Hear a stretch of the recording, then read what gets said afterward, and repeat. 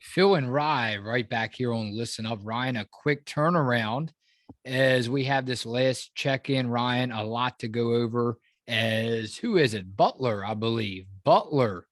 And Ryan, this game, you told me, Phil, I don't think it really poses a big threat. I will let you go ahead and go right away as I check in some highlights. A lot of great comments that I'm starting to see, and I know that you like that. We all like that from our subscribers, and we want to remind you to hit the subscribe button. And like Ryan told me one time, don't be afraid to hit that subscribe button, Phil. Ryan, what do you have for me on this last check-in as we check in with you all on this Monday, January the 2nd? Is weird, right? 2023, Ryan, about 1:15 as we have to face Butler tomorrow. Yeah, it's hard to believe 2023 already, but happy new year to everybody watching it. It's been a quick turnaround, quick season so far. Hard to believe we're in Mhm. January already, but got some news this afternoon. Uh, finally got some news before we go on to record instead of right That's after we amazing. post the That is amazing. post the Yes. video. But Yeah. the AP poll, this week's AP poll came out. UConn moved up to number 5 this week after beating Creighton and Marquette last week. Top 4 teams: South Carolina, Stanford, Ohio State, and Notre Dame moves into the 4th spot after Indiana fell earlier in the week, got upset. But St. John's moved up to 24. Creighton moved down to 25. So still St. John's and Creighton both ranked in the top 25 for the Big East. UConn beginning the new year in Indianapolis, visiting the Butler Bulldogs. They're 6-8 this season. AZ Fudd was cleared to resume basketball activities last week. She actually warmed up with the team before their last game, but she's been out since December 4th, so about a month, but it seems as though we're going to see her earlier rather than later. Hopefully we see AZ back pretty soon. It's seeming she's trending up, so hopefully we see her back soon. Also, Aubrey Griffin should be back on the court Tuesday night. That'll mark 7 days, so hopefully she's good to go. She's trending up as well, so hopefully we see her out there. But getting into the Bulldogs lineup, led by head coach Austin Parkinson, who is in his first year coaching the team, coming from the IUPUI Jaguars. Senior forward Rachel McLemore leads the team in points and assists for Butler, who also followed Parkinson from the Jaguars to Butler, transferring over. Forward Sydney Janes joins McLemore in the starting lineup. 3 guards as well. Caroline Strand, a transfer from Minnesota. Senior Tenley Dow and senior Shea Frederick rounds out the starting lineup. And off the bench, guards Kendall Wingler, Chloe Jeffers, and Trinity White. Also forwards Kelsey Taylor and Anna Mortag round out the bench for the Butler Bulldogs. So a couple of transfers for the Bulldogs, a new head coach, and already a better record than last season, which is good because Butler, if you guys remember, was 1-27 last year, only winning 1 game. So, Oh, that's right. I'm glad you pointed that out. That was the team. I knew it was one team that was struggling mightily. And yeah, I remember that now because excuse me, you and I discussed, Ryan, when is the next time that they will win a ball game? yeah, miserable. It was a miserable season last year for Butler, but six wins already this season. So, but I think Butler's still a little rebuild before they start. Little things to work on before they start competing for a Big East title. I don't Yeah. really think they have a chance against UConn. I don't think really anybody expects this game to be close, but the last one was close with Marquette. Marquette put up a big fight, but so we never know what could happen. But Butler, I still think they have some work to do before they can start competing in the Big East. Yeah. And I mean, this team can score. There's no doubt. I mean, I go back and to some games where Butler, that is, where they put up 80, 70, 80 points a game, right?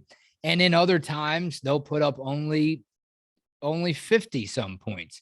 Yeah, So I think it's definitely, I expect in this ball game, I'm actually looking for UConn's defense not to rebound, but pick up where they left off.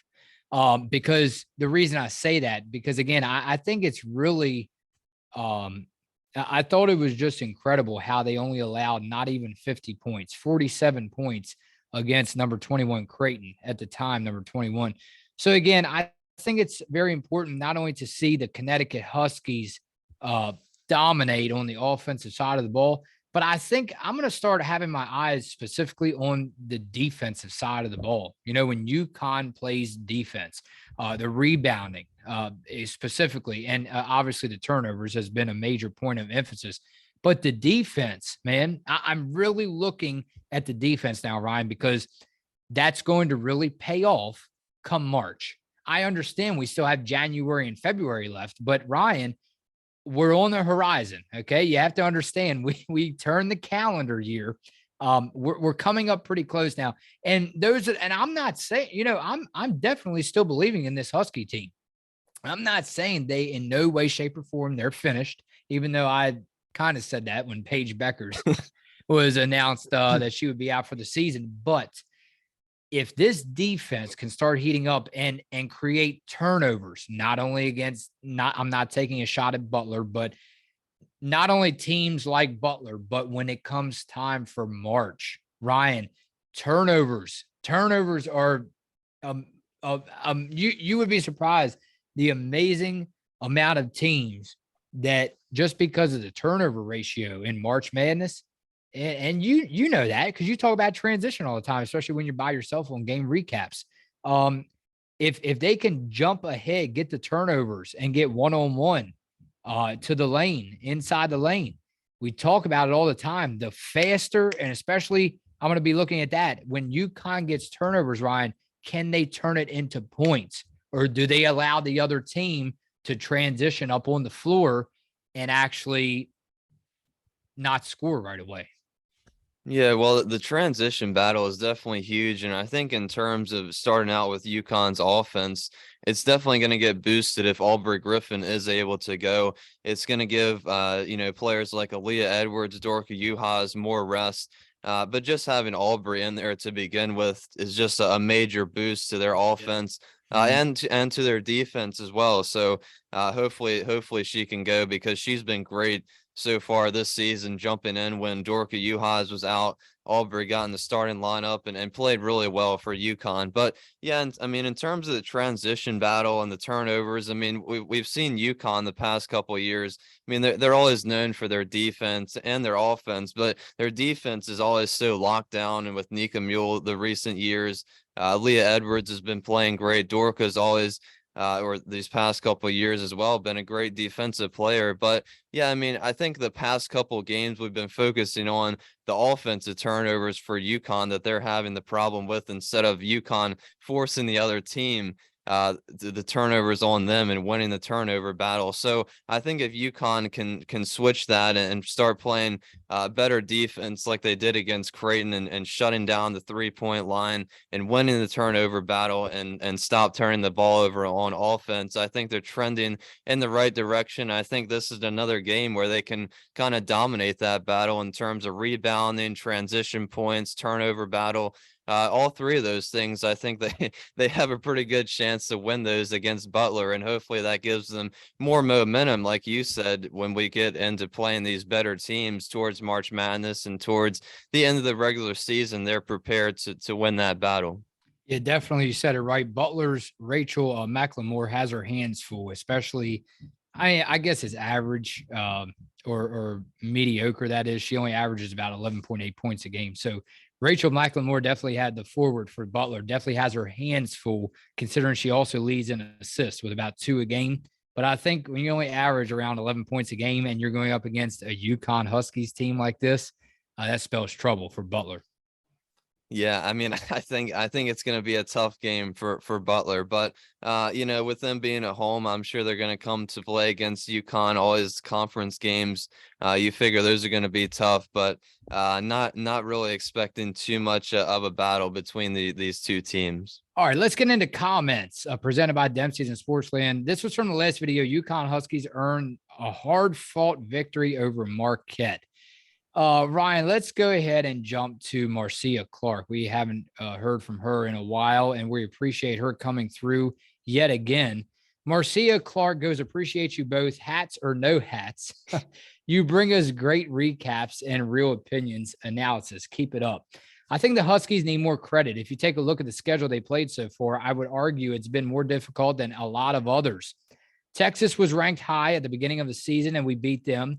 Then we followed it up with wins over North Carolina State, Duke, and Iowa. If anyone has been following Duke lately, they are 13-1 right now and really giving the ACC teams a run for their money. North Carolina State is still ranked, as is Iowa. Florida State was not an easy win either. Florida State is a great team with a freshman, Tania Latson, who ESPN has ranked in the top 25 players in the country right now. The loss to Maryland wasn't that bad. Ryan Renner. The worst loss so far was to Notre Dame, and they are currently sitting in the top 5 right now. Honestly, UConn didn't play that well against Notre Dame. Didn't really play well against Notre Dame. I think that game could have been interesting with a healthy Dorka and Fudd. If the Huskies can get and keep players healthy and reel in those turnovers, teams better look out come March. Again, thanks, guys. Now, everyone hit that button and subscribe to these two. Wow, we appreciate it. Yeah, definitely appreciate that. But yeah, I mean, I pretty much agree with everything they just said. Yeah, I mean, we talked about earlier in the season with UConn having the impossible schedule, and they did a pretty good job. I mean, the Maryland loss was tough. Notre Dame loss was tough. But like they said, I mean, UConn wasn't fully healthy for both of those games. So it's the big if right now, I think, for UConn. That's kind of been the story of the past 2 years, is if the team can stay healthy and if the team can get healthy for the whole year, or definitely for March Madness, they'll probably have a chance to compete for a national title. But it's that big if that the players are going to be able to get healthy and stay healthy. But yeah, I mean, I think UConn has done a great job so far with their schedule. And like they just said, beat a lot of quality teams with, they might not be ranked, but they're quality wins against pretty tough teams in multiple different conferences. So, I think this point in the season is definitely crucial for UConn, kind of getting everybody back healthy, hopefully getting Auburn back this Tuesday game against Butler, and then hopefully getting AZ back either this week or next week. And then, that's pretty much everybody healthy that's going to play this season. So hopefully when those two players come back, UConn can stay fully healthy and start rolling into March Madness. We promise, guys. I know we don't have time to read every comment on air, but we promise we will eventually get to you. Just keep commenting away. Ryan and I go through all these comments, whether we read them on the air or not. We see them, we take them into consideration, and we love to hear from each and every one of you. We have time for one more, and then we will cut it short because we need to go over predictions and MVP for this game tomorrow against Butler. Jason D'Amico goes, loving the comments here lately. Let's keep up the intensity for Phil and Rye. They work hard and deserve some Husky fan base love. Post-game notes. Caroline D set me straight this week, and I couldn't be happier. She played solid offense and tough defense while injured. It was a gutsy performance for sure. I agree with everyone here that our Huskies are tired. Iron Woman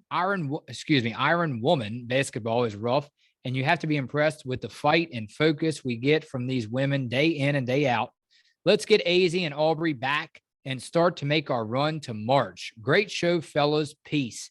And then he goes, P.S. I promise to keep it kid-friendly in the future. I want as many people, young and old, to enjoy this podcast.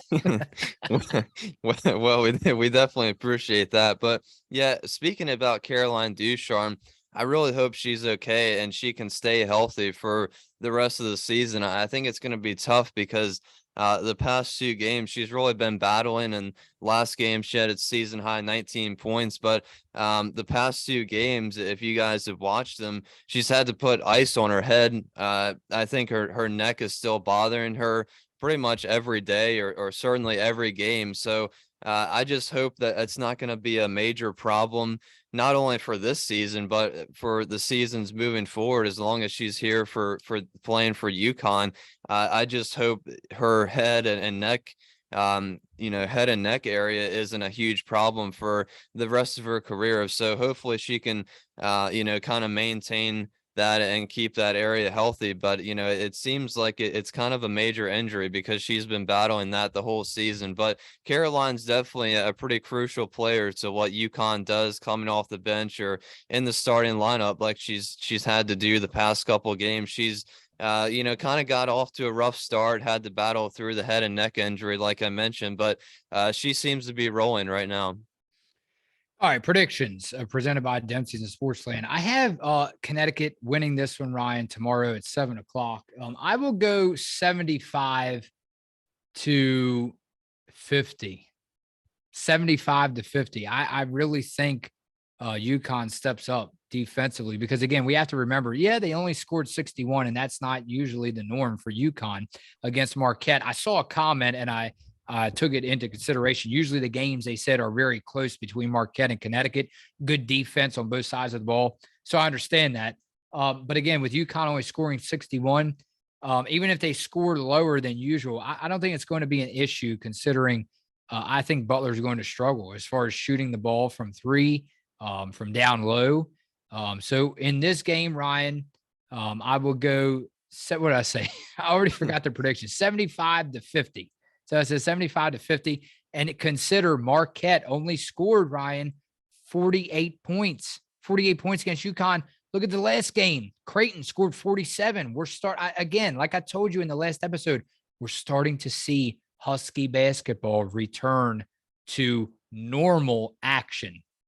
Yeah, we are. It's been great to watch with them beginning the Big East play. It's been fun to watch UConn these past couple of days. But yeah, I have UConn big in this one. I think it's going to be I'm going to go 87-43 UConn. I think it's going to be a pretty big blowout. 87-43. Yeah, 87-43 and kind of like you mentioned, I think it's just going to be hard for Butler to score in general on offense. So I think UConn's going to score a little bit more points. I think they're going to have an easier time on offense if Aubrey Griffin is available. I'm pretty sure she will be for this game. So you and I both have the Huskies winning this game easily against Butler.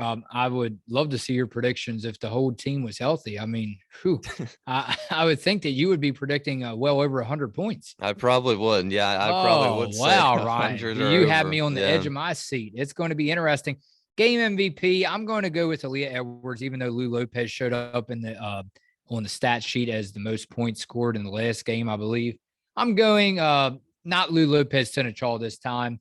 I'm going with Aaliyah Edwards. I think she has a bounce back game after only scoring 9 points. I think we see a lot more of Aaliyah Edwards, not only on the defense, but the offensive side of the ball. Yeah, I would agree with that. I think UConn gets her more touches inside, and I think this is just another game where I obviously think Lou Lopez, Caroline Ducharme, they're going to score, they're going to get their threes, but I think this is another game where the bigs are going to dominate for UConn. Leah Edwards, Dorka Juhas, Aubrey Griffin as well, if she's good to go. I think they're just going to dominate the glass, dominate inside. I think it's just going to be a dominant game all around for UConn. Listen up, your number one source for UConn women's basketball talk right here in the beautiful, beautiful state of Maryland, Ryan. And we will see you tomorrow evening. We will see all of you guys for the game recap. Estimated time, probably around 9 o'clock. It's the Connecticut Huskies and the Butler Bulldogs live from the Hinkle Fieldhouse. Ryan, I will see you tomorrow night.